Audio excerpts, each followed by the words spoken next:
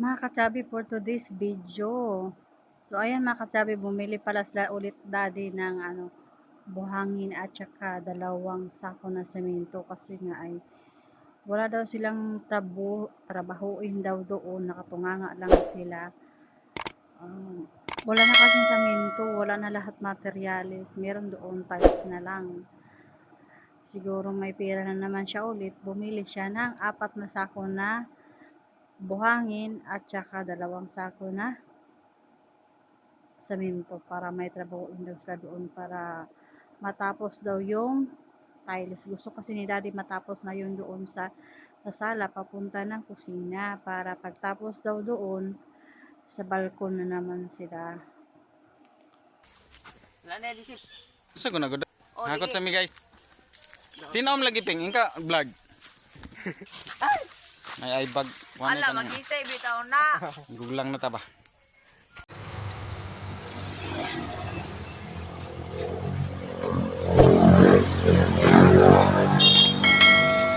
Dili isa po dai. Tayo. Apa na rapi na. Lagi ni.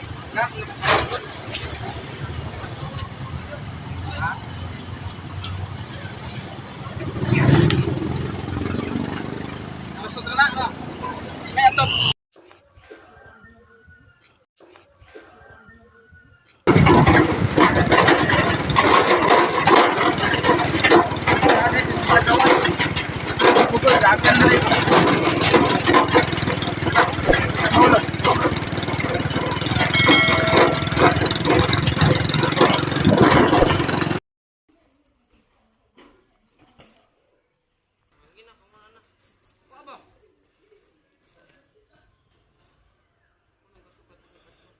Nagpapasikat.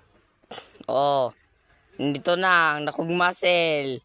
Bantaya, balik ka.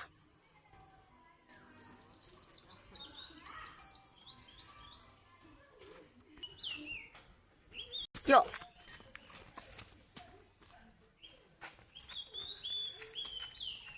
Saka dito mo upaw. Upaw.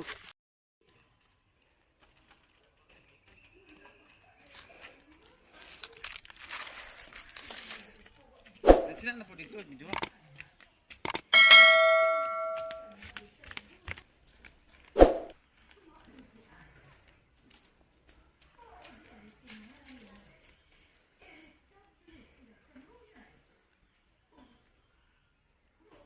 Mandilit na yung banda.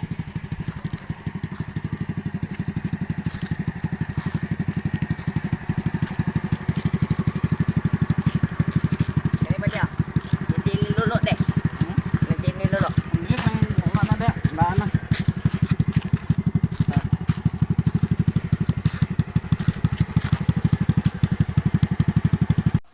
Oh.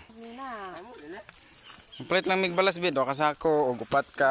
Sabi ko sa kanya mga ka-chubby, uyaw ko sana mag-budget doon sa bahay kasi gusto ko magpa-check up.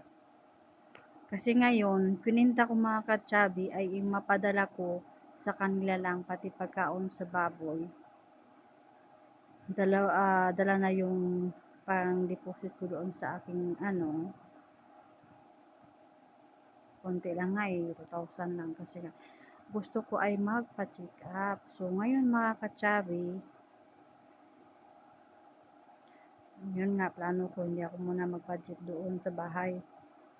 Check up muna ako. Ngayon ang pera matira sa akin 40 real lang.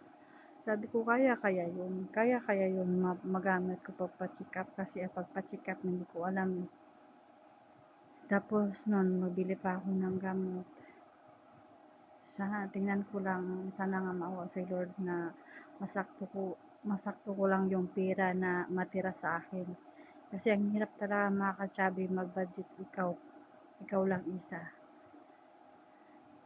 Yung gamot nga ng aking padre, hindi ko nga alam kung nabili ba yun o hindi. Pero yung sugat sa paa ni pader, okay na daw yun. Pero ang inaalala ko, palagi siyang inaatake sa kasing-kasing niya ba sa heart niya. Sana nga mabili yung gamot niya. Eh, paano naman ako, kailangan ko din magpa-check up, kailangan ko din sa sarili ko. Kasi pag wala na ako, paano na? Wala na mag-support sa pagkulang ko. Yan iniisip ko kasi tapos gusto ng aking asawa. Unahin mo muna yung sarili mo, pa-check up ka muna. Sabi ko, sige, pagkain mo lang at saka pagkain ng baboy yung ipadala ko. Hindi muna ako mag-budget. Pero sabi niya, gusto daw niya tapusin yung sala at saka yung sa kusina. Sabi ko, 1,000 na lang doon sa buhangin at saka sa sa minto, 1,000. So, 4 na sako. Yung sa buhangin, 56 yata or 26 sa tag 50. 50 ang sako. Sabi ko, ikaw na lang mag-budget dyan. Nasa mga 18,000 yata yung mapadala ko kasi mayroon ako paluwagan na nag-join ako sa iba. Tapos may din akong isang paluwagan sa food package. Kailangan ko din yun. Ay, budget mga katsabi, grabe. So, yan na mga katsabi yung update ko for today. Thank you for watching. Bye-bye.